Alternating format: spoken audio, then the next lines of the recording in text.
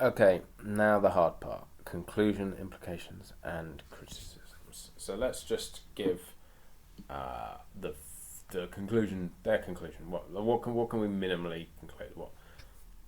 What do they show? The results show is strong. Suggest that the signs have an effect on bicycle thefts. There you go. That's simple and true.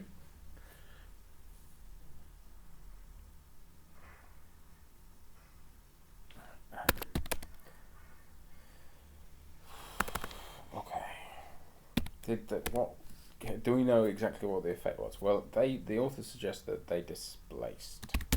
The authors suggest that the evidence shows that the thefts were displaced from locations with signs to locations without signs.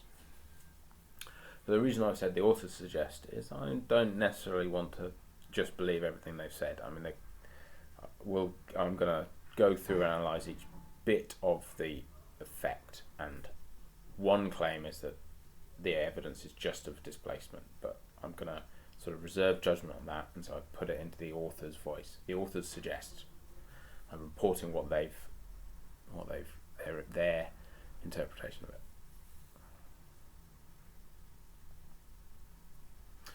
Okay. Being critical involves talking about the strengths as well as the weaknesses, so let's say some good things. This study is a small, because it's only one university, it's a small but highly ecologically valid, is small but highly valid. Although only 3 locations and all on one campus were used to cite signs, the use of real crime statistics means that the dependent variable of the study has direct relevance to a real world issue, i.e. if you're really measuring the number of bicycles that are stolen. If that goes down, you've got for every one it goes down, you've got one person whose bike is not stolen. That's a great thing. High ecological validity.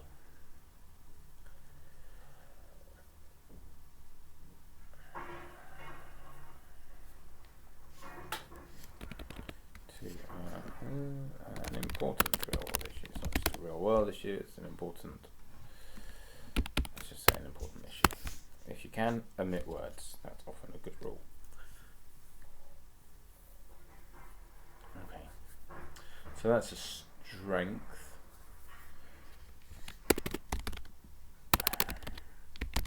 Let's say a little bit about the statistics. Although the results of the study convincing, it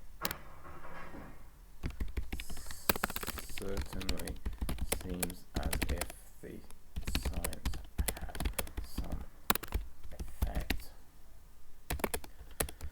A number of questions remain. So now I'm gonna list the issues, and that's a good way to begin structuring your criticism, is to try and come up with some way of dividing, kind of numbering the things you want to talk about, and then numbering and then organising.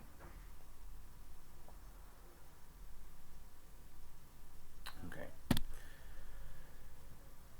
So here's my list. Okay, one is, what about the signs cause the effect? Would the effect last? What was the mechanism of the effect? And note that I want to talk about social norms there.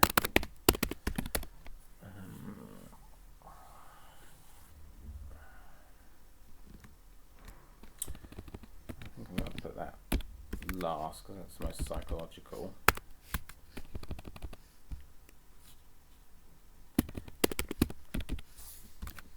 And I'm going to have something about displacement.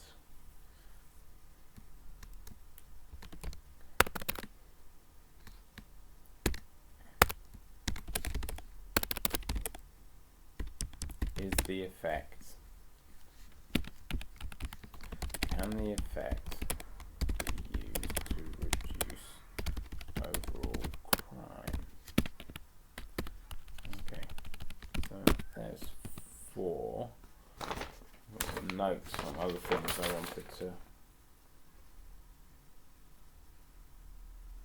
Okay, so those are my 4. Now let's fill them out. What about the signs? Okay, here's the problem. The signs contain a number of elements.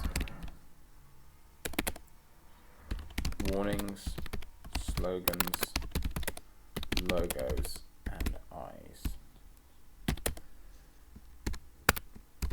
Because only one sign was used. One type of sign. Because only one type of sign was used, it is not possible to infer which elements caused the effect.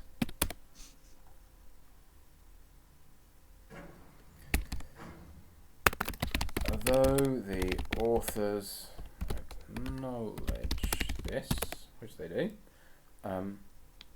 it is still misleading to title the article as they did. How did they title it exactly? Says we are watching. Okay, and they don't put the eyes in the title.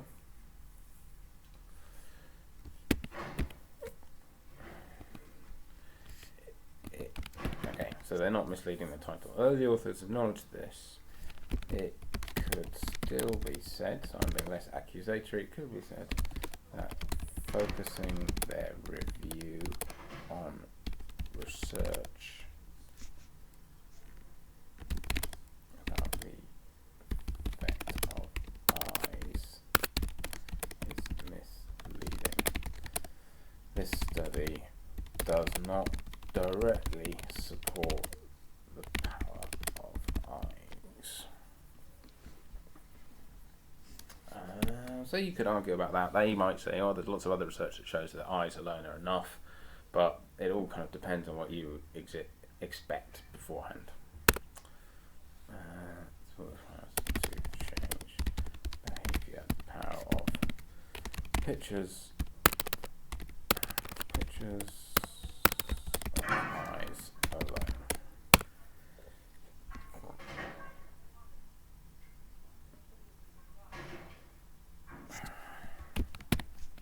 Okay, can the effect be used?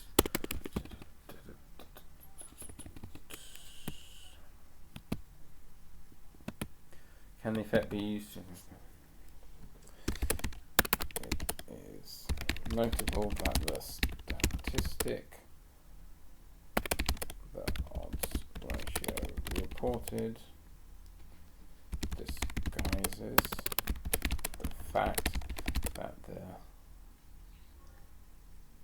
signs appeared to displace crime rather than reduce it. Although the intervention is by this measure highly significant, the authors compare their odds ratio of 4 point something to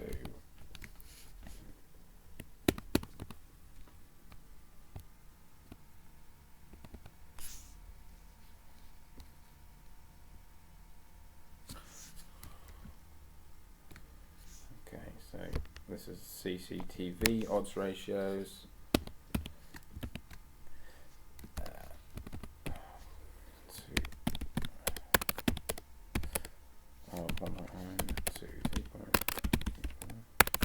For studies of CCTV. Okay, so this is a good thing to do when you write a review, because bringing in details like this shows that you have read the whole paper and you have thought about the arguments that the authors are presenting. So I'm sort of basically showing off here that I noticed that they use an odds ratio in the results, and they also discuss it in the discussion. Although the intervention is by this measure highly significant, the authors compared their odds ratio for something to lower ones for CCTV.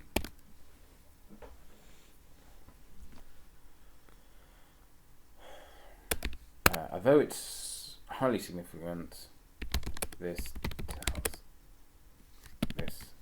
does not tell us whether the intervention prevented any crimes. The evidence on first sight is that it did not, merely displacing them. It remains to be seen if widespread deployment of the signs would actually reduce overall crime levels. This relates to a third point, specifically dots with the effect last.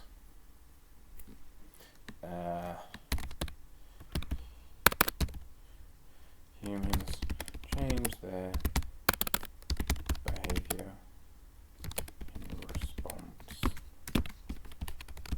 to the environment, in response to environmental changes. It is highly plausible that criminals, let's name them, then criminals would adjust to the presence of signs, especially if they learnt that the signs were false warnings of actual surveillance.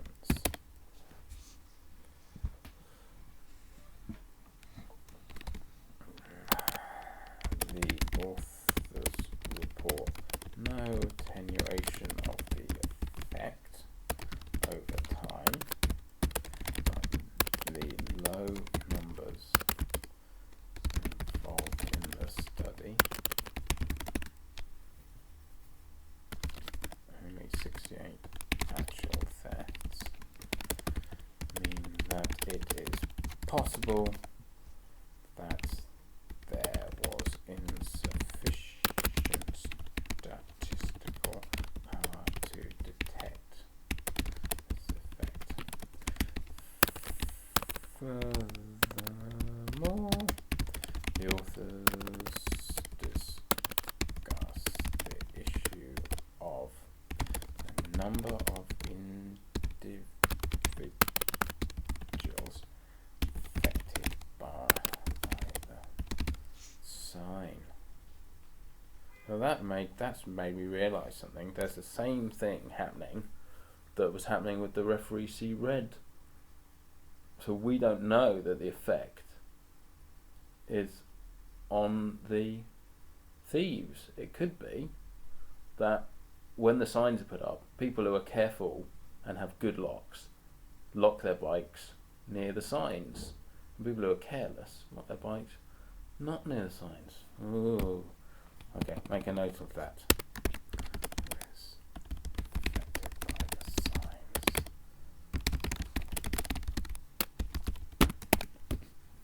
Okay.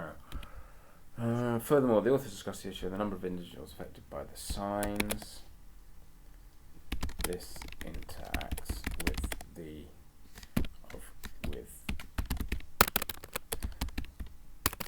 whether the longevity of the effect can be assessed if there are only a few thieves stealing bikes.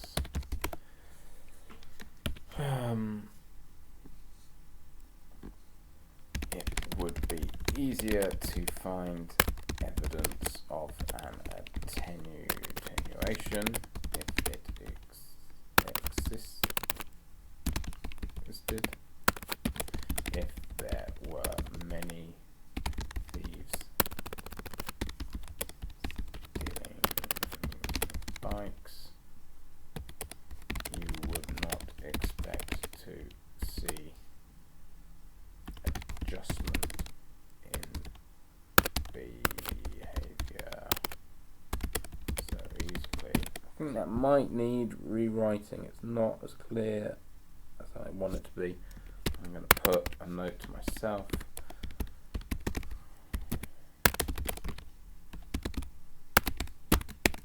Let's come back to that when I rewrite it.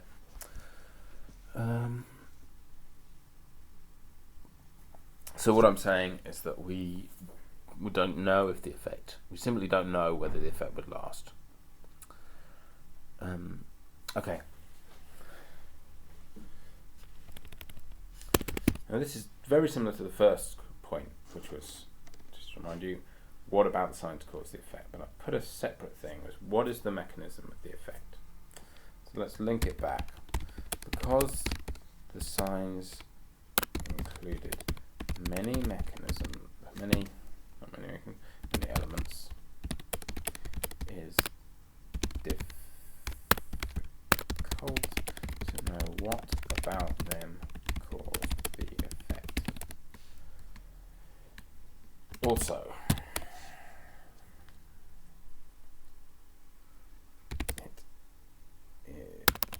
it is not clear what the psychological mechanisms by which an effect could be. It is not clear what the psychological mechanisms. Okay, it is not clear what psychological mechanisms operated to bring about an effect. So that's a kind of introduction statement. Let me say what I mean by that in the next sentence. Okay, so the authors cite earlier work showing that signs could influence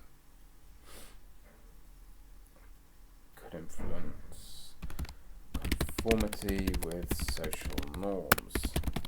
It is a large leap to go from social norm conformity, example, such as putting more rather than less money in an honesty box,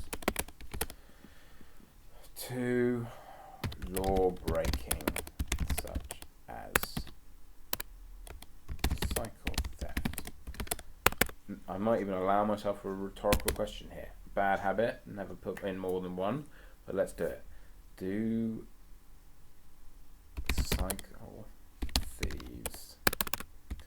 cycle thieves really worry about social norms when they go out, when they might steal a bike? More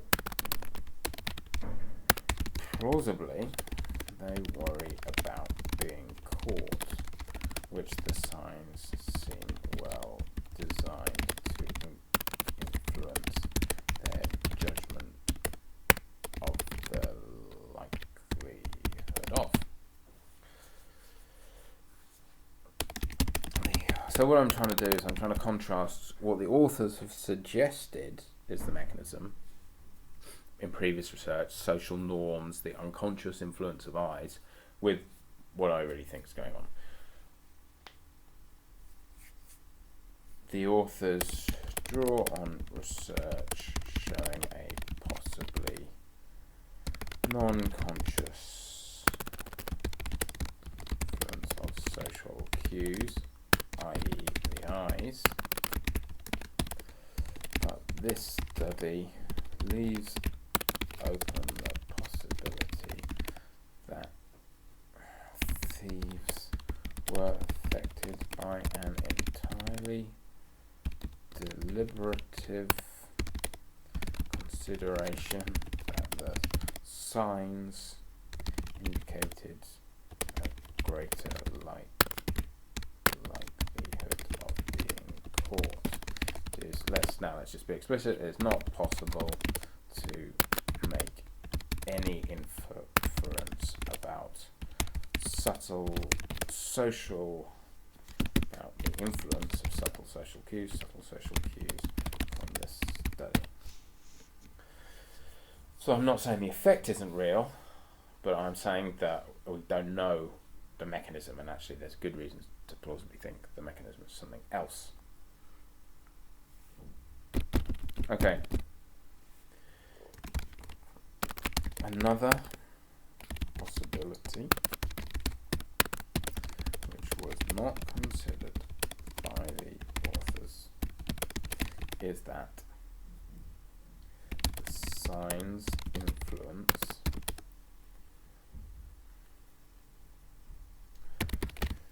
people leaving, cyclists, that's who it influences, rather than cycle thieves. The locations in the study, I'm not going to call it an experiment, maybe it wasn't an experiment. The locations in the study were close together, so they're about 1 kilometre apart, but maybe if you're on a bike, that's not a big difference. The locations in the study were close together, all on campus. It is possible that security conscious cyclists, those with who would have better locks and better bike locking technique,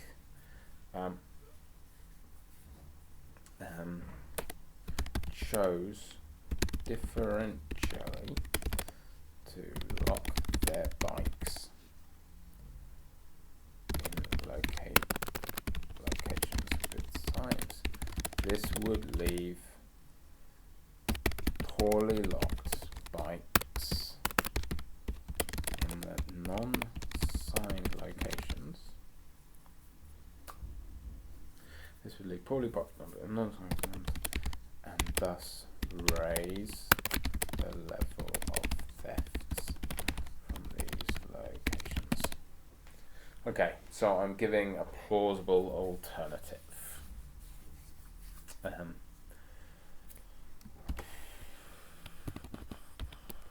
Okay, so that's my criticisms. How many words have I written? Oh no, I've written too many words. 1,000 words. Okay, I'm going to keep going and edit down later.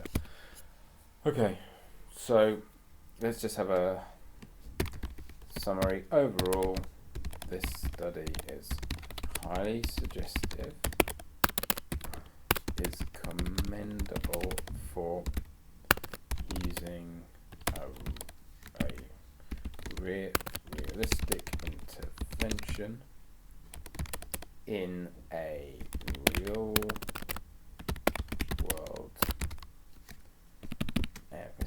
Real world is a bit funny. Everything's the real world. And everyday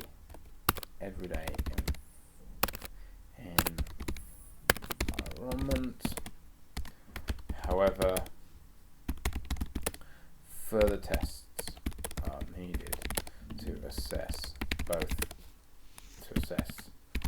the mechanism, the key,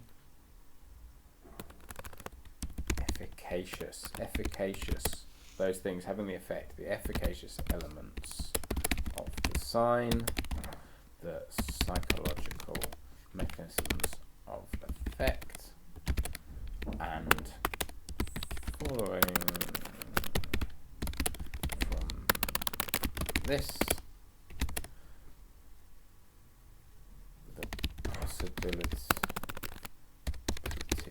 for lasting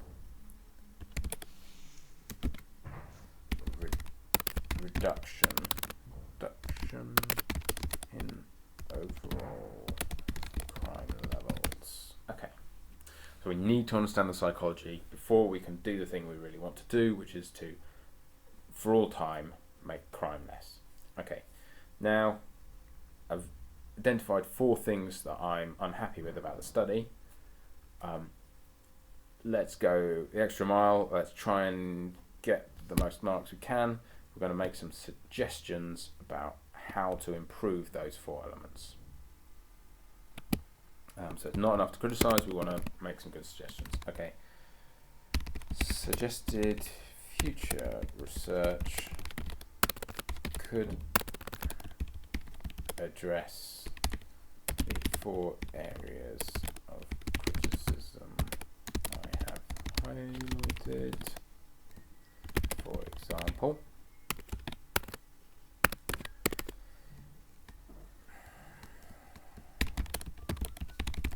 the same study with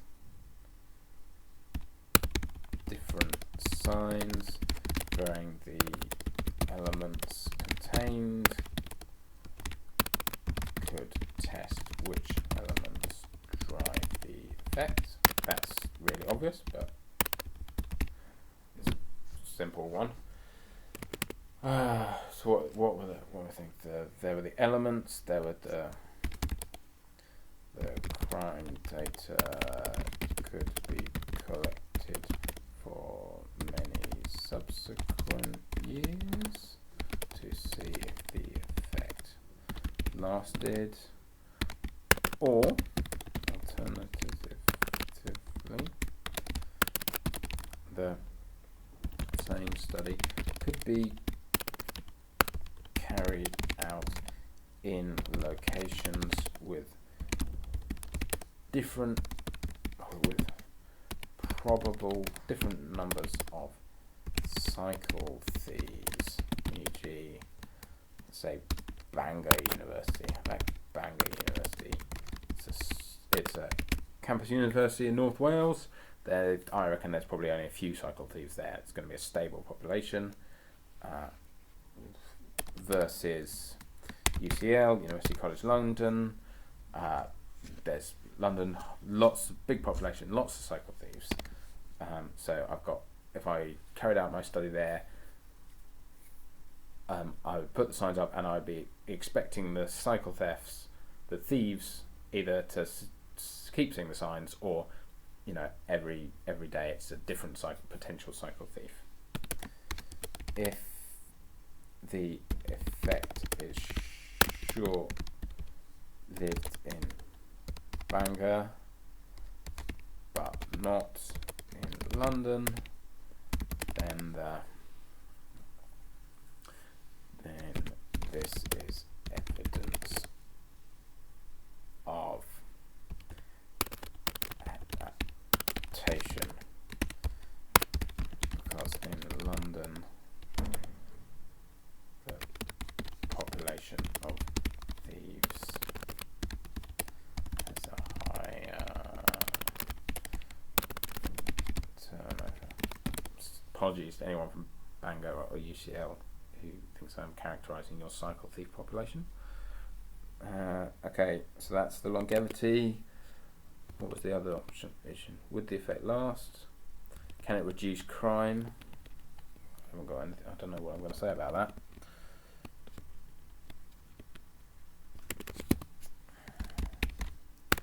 Whether the effect could be used to reduce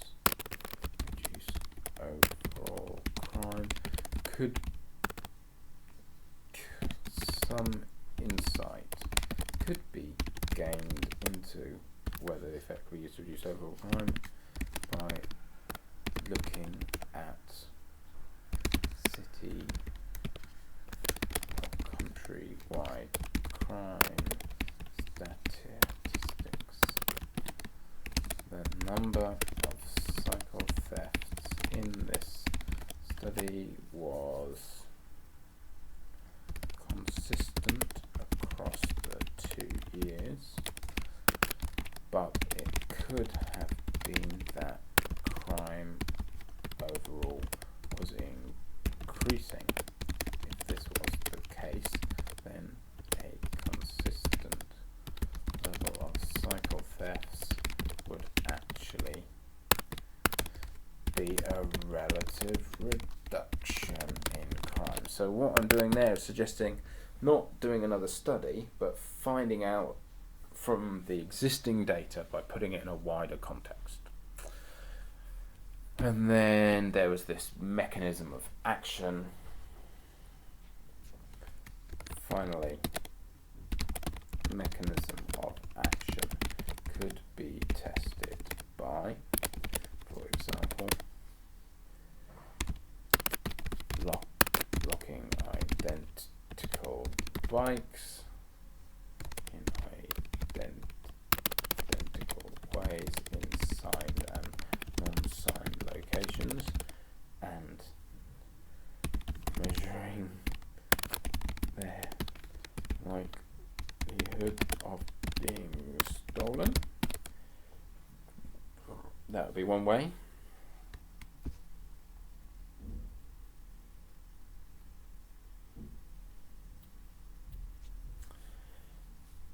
So that would let's say that explicitly. This would control for the effect occurring via the cyclists rather than the cycle thieves. If the mechanism is deliberative reasoning, and signs which are equally eye-catching and contain a warning